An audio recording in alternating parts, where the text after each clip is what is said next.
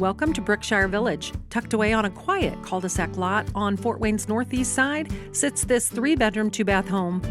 Step inside and you'll immediately feel the open, easy flow of the 1,294 square foot home. Closets seem to be everywhere you turn because whoever complained about too much storage? Up front, 2 bedrooms share a full bath, giving everyone their own space. Head toward the back of the home and you'll find the primary suite tucked privately off of the living area with its own full bath, your quiet corner at the end of the day.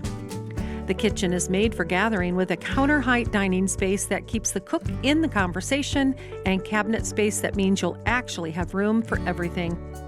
Out back, a deck and gazebo set the scene for slow mornings or evening get-togethers, all wrapped in a freshly fenced yard from 2022.